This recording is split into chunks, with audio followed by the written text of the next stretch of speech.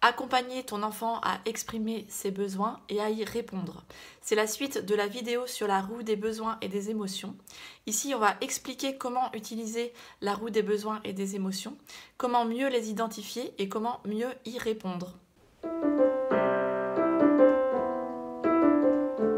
Bienvenue sur ma chaîne Areapi où ici tu peux trouver des outils, tu peux trouver des astuces, des partages, des exercices pour transformer ta vie en conscience, devenir pleinement acteur et créateur de ta vie et vivre pleinement épanoui. Une fois que tu as fabriqué avec ton enfant la roue des besoins et des émotions, on va voir à quel moment l'utiliser et comment l'utiliser. Donc dans un premier temps, tu vas utiliser cet outil une fois que la crise émotionnelle de ton enfant soit passée. C'est-à-dire que jamais sous l'emprise d'une émotion, lorsque ton enfant ressent une émotion forte, on va lui présenter cet outil parce que lorsqu'on est sous l'emprise de l'émotion, eh bien, on n'a pas forcément la capacité encore pour identifier nos besoins, surtout quand on est un enfant. Donc on va attendre que la vague émotionnelle passe, que ça revienne petit à petit au calme pour pouvoir ensuite utiliser cette roue et prendre conscience sur quelle émotion on a ressenti et quel besoin n'a pas été satisfait. Avant d'utiliser la roue, tu peux suivre ces 3 étapes pour mieux accompagner l'enfant dans la gestion de ses émotions. Donc la première étape, ça va être d'anticiper la crise émotionnelle. Donc là, je t'invite à observer le plus possible en conscience ton enfant lorsqu'il va commencer à ressentir une émotion désagréable, lorsque c'est en train de monter, il y a une forme de tension dans son corps, dans son attitude, dans son comportement, qui va peut-être s'amplifier pour l'amener jusqu'à la crise émotionnelle. Si tu arrives à ressentir et à observer cela, eh bien tu peux déjà inviter ton enfant à l'emmener dans un espace sécure, dans un espace tranquille où il va pouvoir exprimer son émotion. Que ce soit à l'extérieur, par exemple, sortir de la pièce et aller à l'extérieur, ou bien aller dans sa chambre, dans un endroit où on va couper l'énergie désagréable qu'il est en train de ressentir.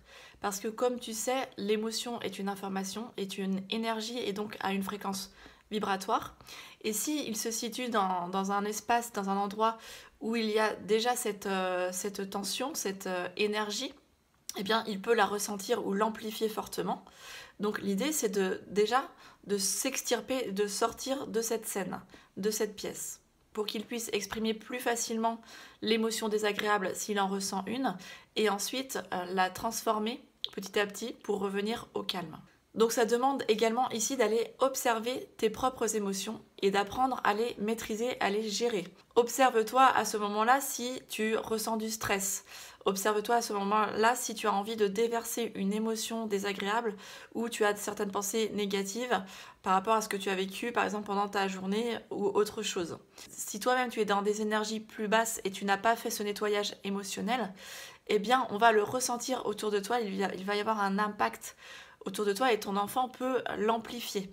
Donc à toi de comprendre comment tu fonctionnes au niveau de tes émotions pour aller mieux les vivre, pour aller les identifier et pour aller faire ton nettoyage émotionnel pour te sentir mieux. Lorsque l'on vit dans une famille, lorsque l'on vit avec des personnes, c'est important de comprendre comment chacun fonctionne émotionnellement.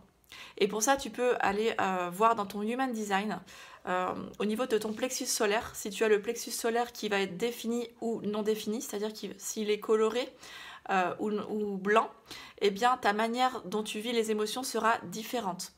Si ce n'est pas encore fait, tu peux aller voir la masterclass sur le plexus solaire et le Human Design où je te propose un atelier d'art coaching sur les émotions et des outils pour mieux se comprendre et mieux comprendre l'autre sur le fonctionnement de nos émotions. Ensuite, on passe à l'étape 2. Donc l'étape 2, ça va être quand la crise émotionnelle est présente. Donc peut-être que tu as pu anticiper justement, comme on a dit avant, la montée de cette émotion désagréable et que ton enfant est dans son espace pour aller exprimer son émotion. Si ce n'est pas fait, ce n'est pas grave, c'est toujours l'occasion, l'opportunité pour le faire et l'emmener avec lui, peut-être l'accompagner s'il a besoin d'être accompagné. Donc à toi de voir en fonction de comment fonctionne ton enfant et aller vivre l'émotion pleinement. Donc c'est pour ça que ça demande vraiment de nous-mêmes en tant que parents, en tant qu'adultes, de savoir et de comprendre nos émotions et d'apprendre à les maîtriser. Parce que sinon, on va s'identifier à nos émotions, on va peut-être se laisser happer par cette énergie par cette vague émotionnelle et pas savoir quoi faire pour mieux aider notre enfant ou peut-être pas avoir cette patience ou mal réagir. Donc pour pouvoir accompagner ton enfant, il est nécessaire de toi-même être en paix avec tes propres émotions. La première chose que tu peux te rappeler, c'est que tu n'es pas tes émotions, que ton enfant n'est pas ses émotions, que c'est juste une information qui le traverse, passagère, et qui vient réveiller une blessure, une mémoire chez lui qui doit être libérée, qui doit être guérie. Ici, la clé, c'est vraiment d'être le plus possible neutre dans le non-jugement, dans l'acceptation de l'inconfort, dans l'acceptation de la crise émotionnelle, que il est en train de se passer ça et que cette situation, elle est neutre, c'est juste un fait. Plus tu seras en paix avec la situation, plus tu seras en paix avec les émotions, et bien plus ce sera facile pour toi d'accompagner ton enfant. Et je t'invite et t'encourage même à vivre complètement la crise émotionnelle avec lui. C'est-à-dire que l'enfant, il doit apprendre. Il ne sait pas encore quoi faire de ses émotions, il n'a pas la capacité au niveau de son cerveau de pouvoir maîtriser une émotion. Donc l'idée, c'est toi, comme tu es l'exemple de ce qui est possible, eh bien de lui montrer ce que l'on peut faire quand on ne se sent pas bien, quand on a une colère, quand on a une tristesse, quand on a une peur. Et pour ça, à toi de proposer à ton enfant plusieurs outils selon qui il est, selon son besoin du moment. Par exemple, s'il est en colère, eh bien tu peux lui montrer qu'on peut aller crier, crier dehors, crier dans un coussin. Tu peux aussi, s'il a besoin de décharger son énergie physiquement, eh bien lui montrer qu'on peut taper dans un coussin, dans un oreiller, quelque chose qui ne va pas lui faire mal et que ça va faire du bien. Tu peux prendre une feuille et dessiner avec lui. Donc là, je t'invite à aller voir la vidéo sur comment on va déposer une émotion désagréable et s'en libérer. Et puis gribouiller, dessiner l'émotion désagréable pour ensuite la libérer, la déchirer et revenir au calme. Tu peux éventuellement juste être en présence avec lui et le prendre dans tes bras s'il en a envie, ou simplement rester à ses côtés s'il ressent le besoin que tu sois là et si ça lui fait du bien. Tu peux lui proposer également des techniques de respiration comme la cohérence cardiaque pour petit à petit calmer son système nerveux. Et puis tu vas voir qu'au fur et à mesure que les minutes passent, l'émotion va redescendre directement. Tu peux aussi lui exprimer ton empathie et valider son émotion pour justement relativiser et dédramatiser, pour l'autoriser à la vivre pleinement. Et c'est à ce moment-là que tu vas pouvoir le faire revenir au calme et lui proposer un espace ressource qui va lui faire ressentir des émotions plus agréables, comme la joie, comme la paix et comme l'amour. Donc propose-lui des choses qui vont lui faire plaisir, propose-lui des choses, des activités qu'il aime et qui vont le rendre joyeux. Ça peut être dessiner, ça peut être écouter de la musique, ça peut être jouer à un jeu, ça peut être faire la cuisine, ça peut être chanter, ça peut être rire, etc. Une fois que l'enfant a passé ces deux étapes, c'est-à-dire qu'il a vécu pleinement l'émotion désagréable, puis ensuite est allé dans son espace ressource pour revenir au calme, et bien là tu vas pouvoir lui proposer la roue des émotions et des besoins, juste après, ou bien à un autre moment où tu sens bien qu'il est prêt pour en rediscuter et aller voir plus en profondeur bien ce qui s'est passé. Tu vas d'abord lui proposer d'identifier l'émotion qu'il a ressentie à ce moment-là. Donc là, on va le laisser choisir une des émotions. Ça peut être plusieurs. Et ensuite, tu vas lui poser la question, de quoi avais-tu besoin à ce moment-là? Alors, n'hésite pas à reprendre la liste des besoins et le guider, parce qu'il peut y avoir plusieurs besoins cachés. Une fois qu'il a sélectionné le ou les besoins, eh bien, tu peux lui poser la question suivante. Qu'est-ce que tu peux faire la prochaine fois pour répondre à ce besoin et t'améliorer?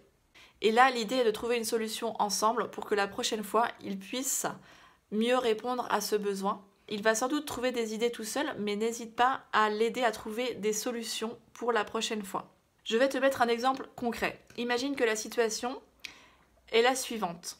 Son frère rentre sans permission dans sa chambre. L'enfant lui parle mal et crie sur son frère. Donc l'émotion ressentie ici, c'est la colère. Et ses besoins sont les suivants. Le besoin d'être seul dans son espace, le besoin de jouer seul et aussi le besoin d'être respecté. L'idée et la solution qui ont été trouvées pour répondre à ce besoin d'être dans son espace, eh bien, c'est de fabriquer une pancarte qu'il accrochera sur la porte de sa chambre à chaque fois qu'il ressent le besoin de jouer seul ou d'être dans son espace. Pour répondre à son besoin d'être respecté, eh bien, il va demander à son frère qu'il lui demande la permission également avant d'entrer dans sa chambre, et aussi que si son frère rentre dans sa chambre sans avoir frappé à sa porte, eh bien qu'il puisse exprimer directement son besoin sans lui crier dessus, sans lui parler mal, en lui disant « J'ai besoin d'être seul, est-ce que tu peux me laisser tranquille ?» Voilà, donc une fois que les solutions ont été trouvées, eh bien, il va falloir s'entraîner, répéter, les mettre en place, et puis réévaluer ce qui marche pas, peut-être tester d'autres choses, jusqu'à temps qu'on puisse répondre et satisfaire à nos besoins. Et si chez toi, cette expérience est venue raviver une émotion forte, eh bien, fais la même chose. Va voir et identifier quelle était l'émotion que tu as ressentie à ce moment-là et quel était le besoin qui n'a pas été satisfait. Si tu as des questions, n'hésite pas à m'écrire en commentaire. Et comme d'habitude, eh bien, like et partage si tu sens que ça peut aider d'autres personnes. Merci infiniment pour ton soutien et on se retrouve prochainement dans une vidéo pour d'autres outils. Ciao ciao!